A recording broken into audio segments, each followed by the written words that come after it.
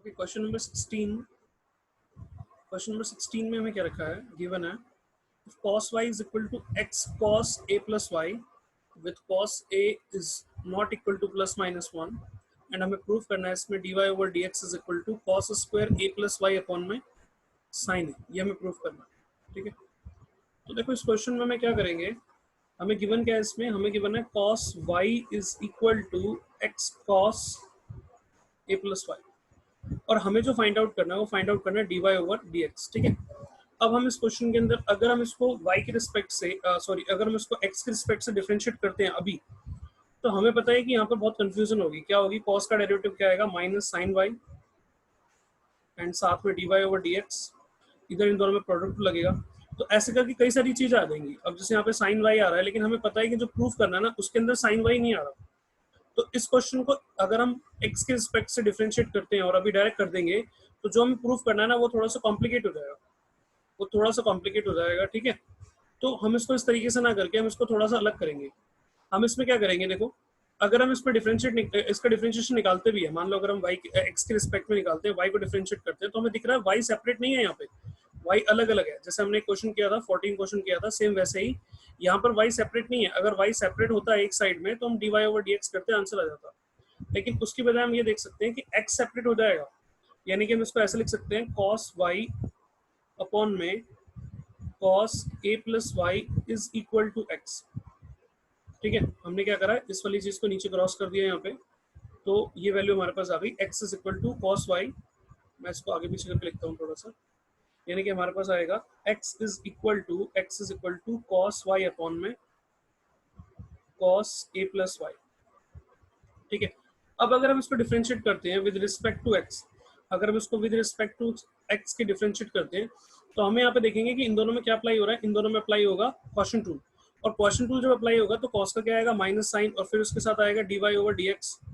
ठीक है, फिर ऐसा ही दूसरे वाले का आएगा डेरिवेटिव, फिर dy ओवर dx आएगा, तो ये भी कॉम्प्लिकेट हो जाएगा। तो हम सिंपल सा क्या करेंगे, हमें इस क्वेश्चन के लिए थोड़ा सा याद रखना है कि जब भी इस तरीके की फॉर्म में हमारे पास क्वेश्चन आएगा, दो ही क्वेश्चन बनेंगे, कॉस में बनेगा, एक साइन में बनेगा, सेम टू सेम ऐसे ही होंगे। तो हम क्या करेंगे, इस वैल्यू को इधर थ्रो कर देंगे, एक्स की वैल्यू निकाल लेंगे और इसको डिफरेंशिएट करेंगे विद रिस्पेक्ट टू वाई। हम इसको डिफरेंशिएट करेंगे विद रिस्पेक्ट टू वाई, तो हमारे पास क्या आएगा, हमारे पास यहाँ पे आएगा dx ओवर dy। और जब dx ओवर dy हम वैल्यू निकाल लेंगे तो लास्ट में उसका रेसिप्रोकल कर देंगे, तो dy ओवर dx आएगा। यानी कि इस क्वेश्चन के अंदर थोड़ा बहुत हमें याद रखना है इसको, कि हमें इस क्वेश्चन में x को सेपरेट कर लेना है, x को सेपरेट करने के बाद डिफरेंशिएशन करना है y के रिस्पेक्ट से, x के रिस्पेक्ट से नहीं करना, और उसके बाद जब लास्ट में dx ओवर dy आएगा तो उसका रेसिप्रोकल कर देंगे, ये आंसर आ जाएगा। ठीक है, तो देखो उसको करते हैं। तो हम यहाँ पे लिखेंगे डिफरेंशिएट बोथ साइड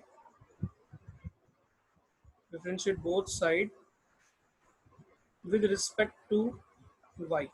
तो y के रिस्पेक्ट से हम इसको डिफरेंशिएट करेंगे तो कितना आएगा dx ओवर dy, और यहाँ पे इन दोनों में अप्लाई होगा क्वोशंट रूल, ये हो जाएगा u और ये होगा v। तो जब इनमें क्वोशंट रूल अप्लाई करेंगे तो कितना आएगा, देखो u डेरिवेटिव cos का क्या आएगा माइनस साइन y, और देखो y का dy ओवर dx नहीं आएगा, क्योंकि इस बार डेरिवेटिव किसका रिस्पेक्ट किसका चल रहा है, रिस्पेक्ट चल रहा है y का। तो इसका मतलब सिर्फ और सिर्फ कितना आएगा sine y। So u derivative हो गया minus sine v as it is, यानी कि cos a plus y as it is, minus u as it is, that means cos y as it is, और v का derivative यानी कि इसका derivative cos का क्या आएगा, cos का आएगा minus sine a plus y। ठीक है, और इनटू में अगर एंगल का डेरिवेटिव करेंगे तो a का 0 और y का 1 हो जाएगा,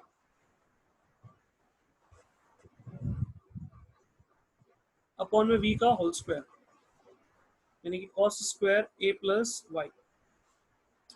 ओके, नाउ इसके बाद हम क्या करेंगे, इसके बाद ये देखो माइनस माइनस प्लस हो जाएंगे, तो प्लस वाले फिगर को पहले लिख लेंगे, या मैं एक बार यहाँ पे लिख देता हूँ इसको, minus sine y cos a plus y and plus cos y and sine a plus y upon में cos square a plus y। अब ये जो प्लस वाला फिगर है इसको मैं पहले लिख रहा हूँ, यानी कि मैं यहाँ पे लिख रहा हूँ sine a plus y cos x, sorry cos y है,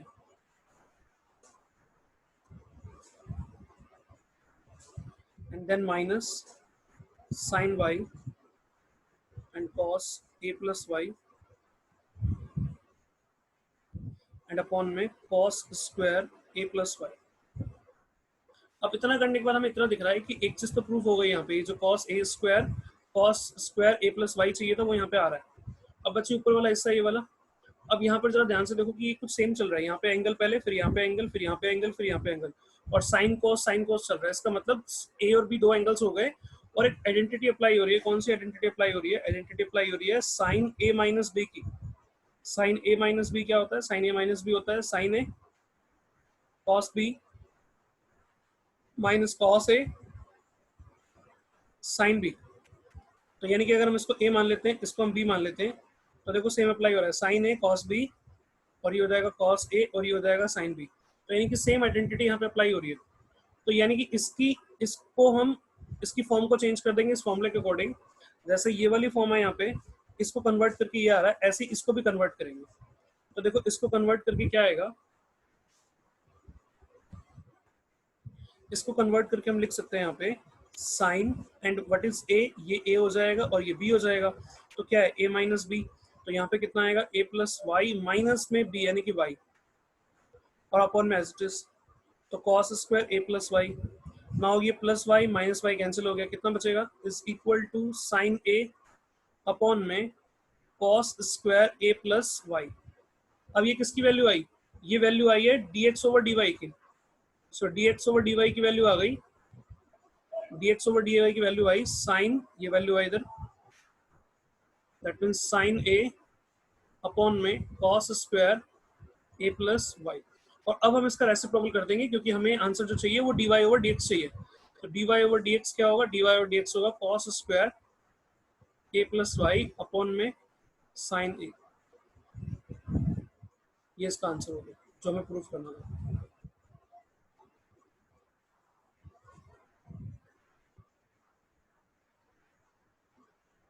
आई थिंक क्लियर हो गया होगा ये। देखो नेक्स्ट 23 क्वेश्चन में क्या रखा है, if y is equal to e to the power a cos inverse x, और हमें ये प्रूफ करना है इसको, ठीक है। तो इसको डिफरेंशिएट करते हैं। अब इसमें दिख रहा है यहाँ पे फर्स्ट डेरिवेटिव है, सेकंड डेरिवेटिव है, इसका मतलब फर्स्ट भी निकालना है, सेकंड भी निकालना है। तो पहले फर्स्ट निकालते हैं फिर सेकंड निकलेगा। So y is equal to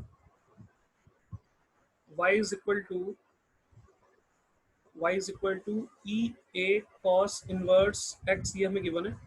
इसको अगर हम डिफरेंशिएट करते हैं तो इसको अगर हम डिफरेंशिएट करेंगे विद रिस्पेक्ट टू x, क्योंकि dy ओवर dx निकालना है हमें with respect to x, so that means dy over dx is equal to e to the angle, यानी कि e to the power का डेरिवेटिव क्या होता है? यही होता है सेम, और फिर इनटू में डेरिवेटिव ऑफ इस एंगल का डेरिवेटिव। तो इस एंगल का डेरिवेटिव अगर हम निकालें तो कितना आएगा इसका? a cos इनवर्स में जब हम निकालेंगे तो a cos इनवर्स में a कोफिशिएंट है तो a ऐसे ही रहेगा, और cos इनवर्स का 1 अपॉन में -1 अपॉन में √1 माइनस में x स्क्वायर, ये इसका डेरिवेटिव होगा, ठीक है। ये फर्स्ट डेरिवेटिव आ गया। अब हमें दिख रहा है कि कुछ इस तरीके की वैल्यू जो है वो यहाँ पे डेरिवेटिव के साथ मल्टीप्लाई हो रही है। तो हम इसको हम क्रॉस कर लेंगे, यानी कि इस वाले फिगर को हम क्रॉस करके इधर ले जाएंगे, क्रॉस मल्टीप्लाई करके इधर ले जाएंगे नेक्स्ट डेरिवेटिव निकालने से पहले। तो यहाँ कितना आएगा? √1 minus x square dy over dx is equal to minus a और e to the power a cos inverse x। ये हमारे पास आ गया। अब इसका नेक्स्ट डेरिवेटिव करते हैं। तो again differentiate both side with respect to x। अब देखो क्या आएगा यहाँ पे, ये u हो गया और ये u, ये v हो जाएगा। अब डेरिवेटिव करेंगे तो u का डेरिवेटिव कितना आएगा? रूट का आएगा 1 अपॉन में 2 √1 माइनस एक्स स्क्वायर, और 1 माइनस एक्स स्क्वायर का कितना आएगा? 1 का 0 और एक्स स्क्वायर का 2x, यानी कि -2x। तो ये तो u डेरिवेटिव हो गया। Now v as it is, यानी कि dy over dx as it is, plus u as it is, यानी कि √1 minus x square as it is, और v का डेरिवेटिव यानी कि dy ओवर dx का डेरिवेटिव क्या होगा? d जो सेकंड डेरिवेटिव होगा वो फर्स्ट डेरिवेटिव का डेरिवेटिव होगा, यानी कि dy ओवर dx का डेरिवेटिव क्या होगा? dy ओवर dx का डेरिवेटिव ये होगा। हम पहले भी इसको कर चुके हैं डिस्कस कि y1 का डेरिवेटिव क्या होता है? y2 होता है, y डैश का y डबल डैश होता है, तो इसलिए हमने यहाँ पे इसका डेरिवेटिव कर दिया।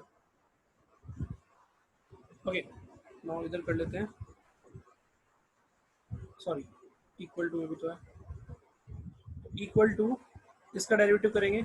सो minus a as it is यानी कि इसका निकालना है, और ई एंगल का ई एंगल ही होगा,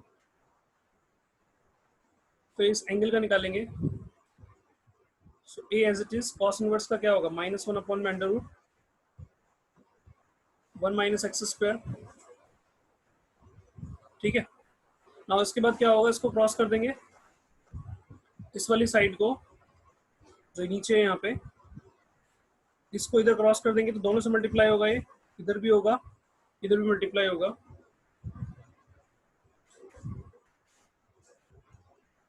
और यहाँ से क्या क्या कैंसिल होगा, देखो 2 से 2 कैंसिल हो जाएगा ये, ठीक है।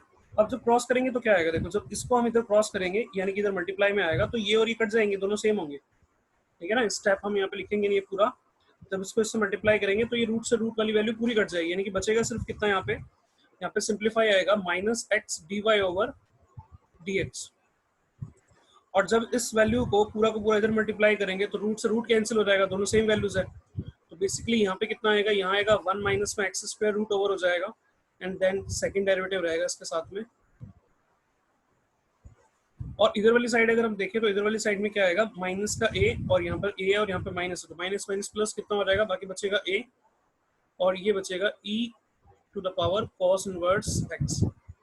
अब इतना करने के बाद हमें यहाँ पे दिख रहा है कि ये जो चीज़ है ये एज इट इज क्वेश्चन के अंदर है, ये क्वेश्चन ही है, दैट मीन्स क्या है, ये y है, तो यहाँ पे आएगा कितना a y, और बाकी बचेगा -x dy over dx plus 1 minus x square second order derivative.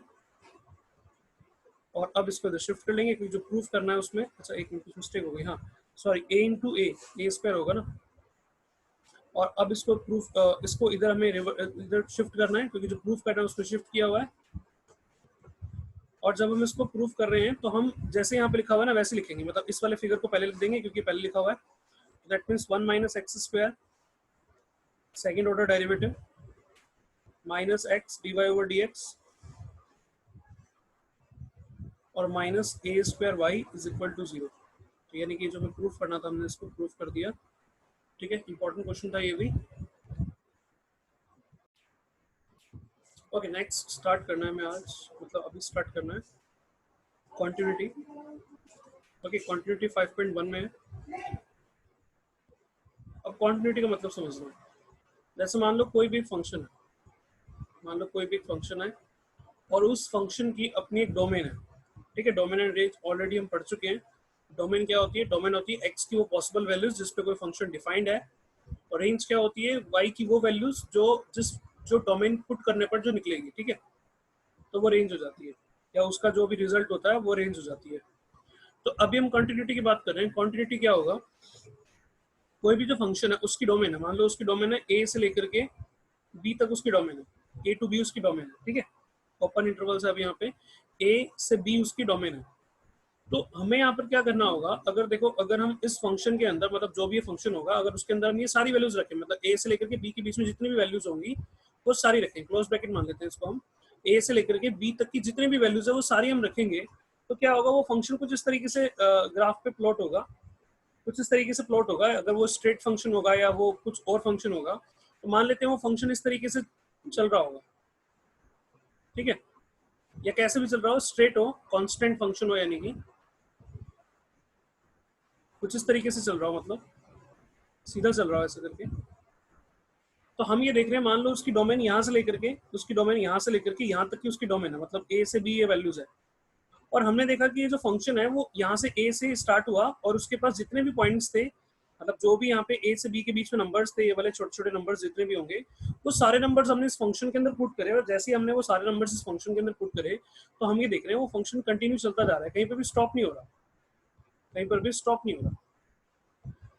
अगर ऐसा होता, मान लो अगर ऐसा होता कि एक फंक्शन जो है वो स्टार्ट होता और बीच में कहीं पे स्टॉप होता अपने डोमेन पे, मान लो यहाँ पे कहीं पे एक सी पॉइंट है, यहाँ पे कहीं पे एक सी पॉइंट है जो ए और बी के बीच में आता है, और ये फंक्शन पे हमने ए से लेकर के सी तक की सारी वैल्यूज रखी और फिर सी से लेकर के बी तक की सारी वैल्यूज रखी, तो वो जो फंक्शन था वो फंक्शन जो था वो इस तरीके से चल रहा था, इस तरीके से चल रहा था। यहाँ पर आकर के वो रुका, यहाँ पे आकर के वो रुका, उसके बाद उसने अपनी पोजीशन चेंज कर दी, कहीं और से स्टार्ट होके वो फिर गया, यानी कि सी पर उस पर गैप आया, उसकी जो कंटिन्यूटी थी वो ब्रेक हो गई, दैट मीन्स वो क्या हो गई, डिसकंटिन्यू हो गया। जैसे मैंने यहाँ पर अभी कांस्टेंट फंक्शन लिया, एक फंक्शन की डोमेन है, मान लो 2 से लेकर के 8 तक उसकी डोमेन है, तो हमने 2 से लेकर के 8 के बीच के सारे नंबर्स उसके अंदर पुट किया और उसको प्लॉट किया। प्लॉट करते टाइम हमने देखा कि वो बिल्कुल सीधा सीधा चल रहा था, लेकिन कोई एक बीच में 6 वैल्यू थी, 6 पर जो क्या हुआ वो रुका वहाँ पे, 6 पर जो है वो यहाँ पे रुका, उसके बाद फिर थोड़ा सा हटके वो इधर आ गया और फिर इधर आ गया। तो यानी कि यहाँ पर ये जो फंक्शन था वो अपनी डोमेन में से एक वैल्यू के लिए यानी कि 6 के लिए वो क्या हुआ, वो डिसकंटिन्यू हो गया, यानी कि function is discontinue at x is equal to c।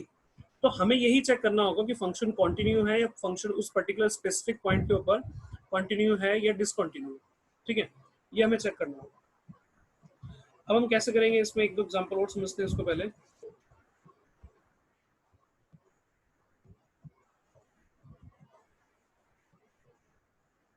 मान लेते हैं एक फंक्शन है f x is equal to defined है, f x is equal to function है, वो फंक्शन डिफाइंड है 3 when x is greater than equal to 0 और 3 when x is less than 0। इसका मतलब ये हो गया कि x की सारी वैल्यूज के लिए x की वैल्यू अगर 0 के बराबर है या 0 से बड़ी है तो उस फंक्शन की वैल्यू कितनी है, 3 है। तो अगर मैं इसको ग्राफ पे प्लॉट करूं, मान लेते हैं ये x है और ये y है,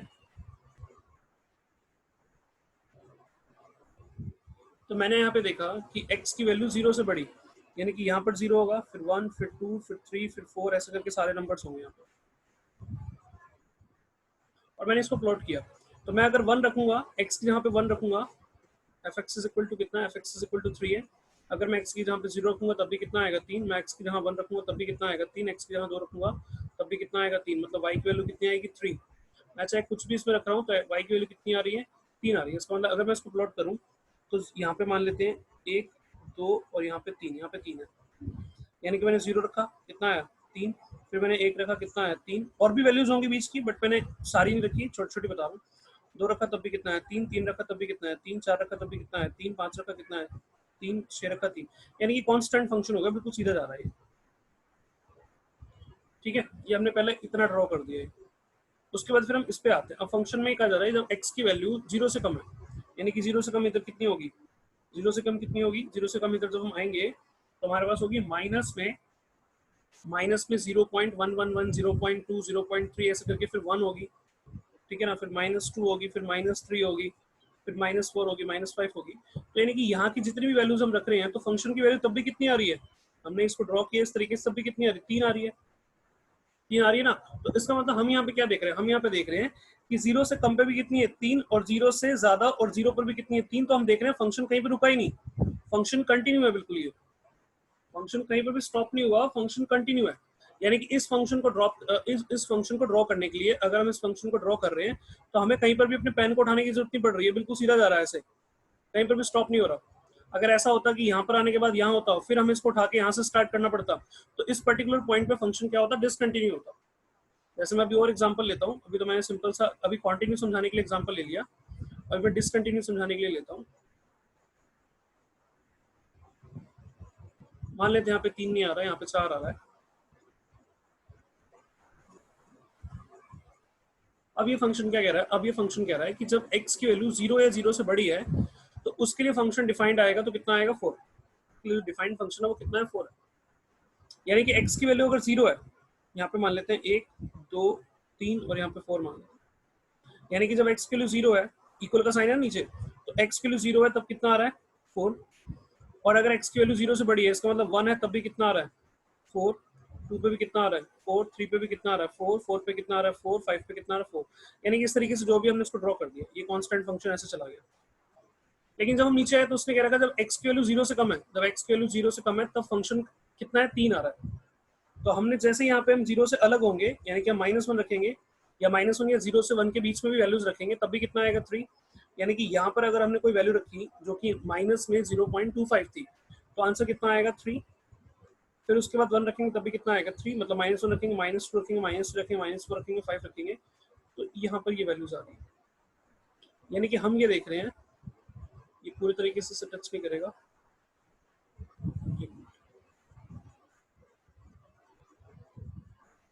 चलो ठीक है, ये बस यहाँ पे टच नहीं करेगा, इससे थोड़ा गैप रहेगा क्योंकि 0 पे 4 है। तो हमने यहाँ पे क्या देखा, हमने यहाँ पर देखा कि फंक्शन पहले ऐसे चल रहा था, अगर हम ड्रॉ कर रहे हैं उसके बाद हमें यहाँ पे स्टॉप होना पड़ रहा है, ऊपर आना पड़ रहा है, तो ये कैसा हो गया, डिसकंटिन्यू हो गया। इसका मतलब अगर हम इनफाइनाइट से एक्स की तरफ टेंस कर रहे हैं, मतलब जीरो की तरफ टेंस कर रहे हैं, इधर से अगर हम इधर टेंस कर रहे हैं तो हम देख रहे हैं यहाँ पे डिसकंटिन्यूटी आ रही है। तो इसका मतलब हमें यहाँ पे क्या एक चीज सीखने को मिली, हमने यहाँ पे एक चीज सीखने को मिली कि अगर हम चाहते हैं कि फंक्शन कंटिन्यू हो, अगर हम चाहते हैं कि फंक्शन कंटिन्यू हो, तो इसका मतलब लेफ्ट हैंड लिमिट और ये राइट हैंड लिमिट दोनों की दोनों क्या होनी चाहिए, इक्वल होनी चाहिए। दोनों की दोनों क्या होनी चाहिए, इक्वल होनी चाहिए। और साथ ही साथ सिर्फ ये भी नहीं, ये भी इक्वल होना चाहिए जहाँ पे फंक्शन की वैल्यू इक्वल थी, एक्स इज इक्वल टू क्या था, जीरो था। जब एक्स एक तो ग्रेटर देन हो गया राइट हैंड लिमिट, एक लेस देन हो गया लेफ्ट हैंड लिमिट, और एक जब यहाँ पे इक्वल था तो इक्वल के केस में भी 4 था, तो ये भी होना चाहिए। मान लो अगर मैं इस क्वेश्चन को ऐसे चेंज कर दूं, मैं यहाँ पे कर दूं x बराबर जब 0 है तो कितना आ रहा है, 5, तो फिर इसका मतलब यहाँ पे 0 पे कहाँ पे आएगा, 5 आएगा, तो फिर 3 जगह रुकेगा, मतलब फंक्शन ब्रेक हो रहा है, यहाँ पर रुक रहा है, फिर यहाँ से यहाँ पे स्टार्ट हो रहा है, तो डिसकंटिन्यू हो रहा है। इसका मतलब ये हुआ कि left hand limit right hand limit और जो फंक्शन की वैल्यू एग्जैक्ट आ रही है वो सारी की सारी वैल्यूज क्या होनी चाहिए, बराबर होनी चाहिए। Left hand limit right hand limit and the function के अंदर जो भी वैल्यू है, जो भी डोमेन के अंदर की वैल्यू होगी, जो कि हमने अभी 0 ले रखी है यहाँ पे, मैं सी मान लेता हूँ उसको, तो ये तीनों की तीनों क्या होने चाहिए, इक्वल होने चाहिए। अगर ये तीनों की तीनों इक्वल है, इसका मतलब फंक्शन कहीं पे भी स्टॉप नहीं हो रहा, फंक्शन जो है वो कंटिन्यू चल रहा है। तो इस तरीके से जब फंक्शन के अंदर हमें किसी भी स्पेसिफिक वैल्यू के लिए उसे प्रूफ करना होगा कि वो कंटिन्यू है या वो डिसकंटिन्यू है, तो ये तीनों की तीनों साइड्स जो है उसकी वो इक्वल होनी चाहिए। Left hand limit is equal to right hand limit is equal to f x. और इसको भी हम कैसे लिखते हैं, इसको भी हम ऐसे लिखते हैं, limit x tends to zero, sorry limit x tends to zero, अभी जीरो के लिए कर रहे हैं ना, limit x tends to zero negative f x, limit x tends to zero positive f x, और यहाँ आ जाएगा एफ जीरो। ये तीनों की तीनों साइड्स जो है वो इक्वल होनी चाहिए। तो हमें यहाँ पर तीन कंक्लूजन, ये तीनों की चीजें मिली कि ये इक्वल होनी चाहिए। अभी थोड़ा बहुत कंसेप्ट समझ में आया होगा, बाकी क्वेश्चंस करते हैं। अभी 6 क्वेश्चन 5.1 का लिया मैंने यहाँ पे, find all point of discontinuity of function, मतलब इस फंक्शन की डिसकंटिन्यूटी निकालनी है हमें। तो बेसिकली यहाँ पे 2 पर हमें चेक करना है कि फंक्शन कंटिन्यू है या नहीं है।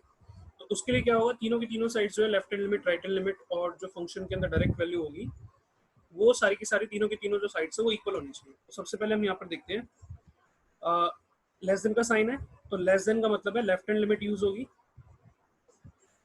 मैं इसको ऐसे लिख देता हूँ एक बार, ग्रेटर देन का साइन है यानी कि इधर की साइड की बात हुई है, तो उसका मतलब राइट हैंड लिमिट है। लेस देन का साइन है, इसका मतलब लेफ्ट हैंड लिमिट है। ओके, एंड इसके अलावा जब हम इसको एच में कन्वर्ट करेंगे तो हम पुट करेंगे, हम यहाँ पे पुट करेंगे x is equal to a minus में h, और ऐसा करते ही डायरेक्टली क्या होगा, h टेंस टू जीरो, और ये सॉरी प्लस आएगा यहाँ पे राइट हैंड लिमिट में प्लस, और यहाँ होगा x is equal to a minus h, और ऐसा करते ही h टेंस टू जीरो हो जाएगा। अब हम क्वेश्चन करते हैं इसका स्टार्ट। सबसे पहले लेफ्ट हैंड लिमिट निकालते हैं,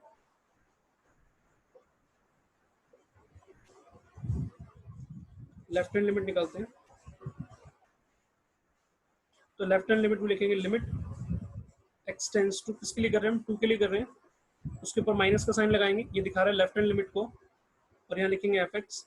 अब हमें देखना है limit x tends to zero, x tends to 2 negative, यानी कि लेफ्ट हैंड लिमिट के लिए कौन सा फंक्शन डिफाइंड है, तो लेस देन का साइन यहाँ पर है तो इसके लिए ये फंक्शन डिफाइंड है, तो यहाँ पे फंक्शन आएगा कितना, 2x प्लस 3।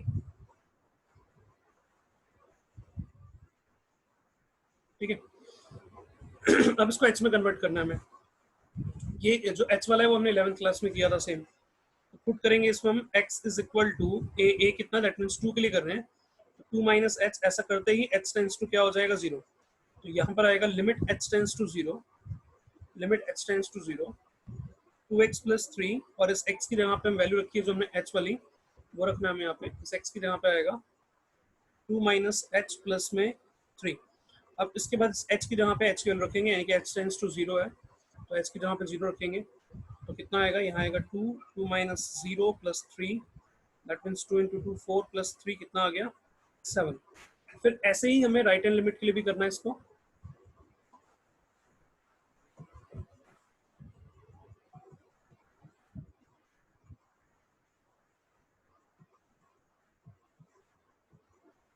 तो राइट हैंड लिमिट के लिए करते हैं,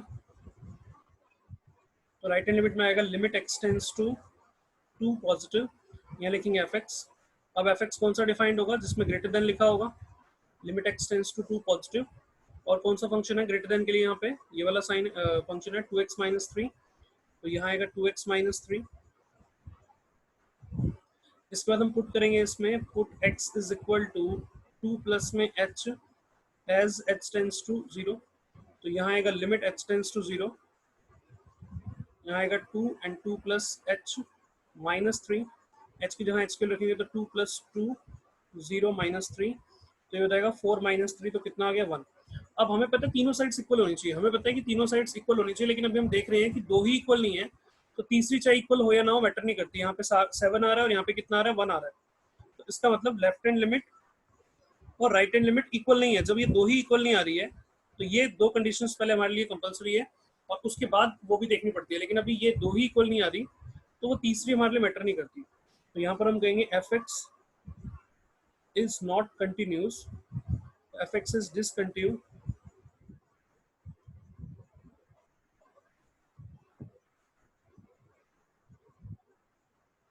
eight x is equal to 2।